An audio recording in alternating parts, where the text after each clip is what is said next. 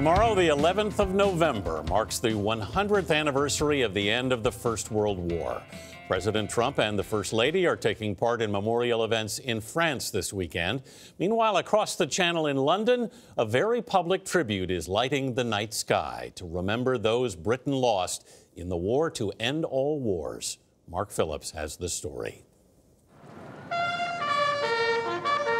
A bugler plays the last post on the Tower of London Wall.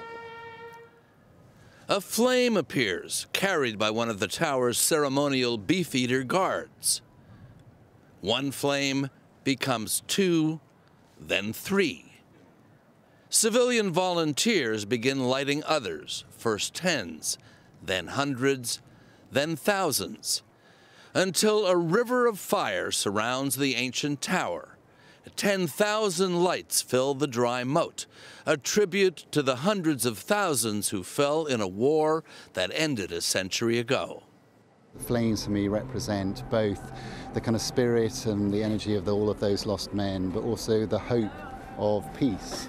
Flickering flames that represent something else too, says the tribute's designer, Tom Piper. But also how fragile peace is and how we have to safeguard our democracy, even now. The commemoration has a soundtrack of powerful poetry that speaks of love and death, written by a long-forgotten American. Mary Borden was a wealthy Chicago socialite who had moved to England with her British husband. When the First World War broke out, she set up and worked at a field hospital on the front lines.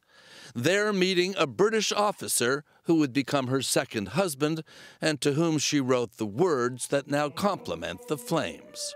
You would not falter at the last, my friend, nor put to shame your clear, courageous mind under the menace of the desolate end. Mira Calix is the sound artist who discovered Mary Borden's poems. I'm totally in awe of this woman. I'm so glad the world has sort of woken up to her a little bit, because too often female artists seem to vanish from history. Now, like those she wrote about, Mary Borden is again part of the history of that terrible time. For CBS This Morning Saturday, Mark Phillips, London. I did not know about Mary Borden. That's fascinating. I know, it sure is. I love the idea. It represents the loss of the men, but also the hope for peace in the future. Truly a beautiful statement.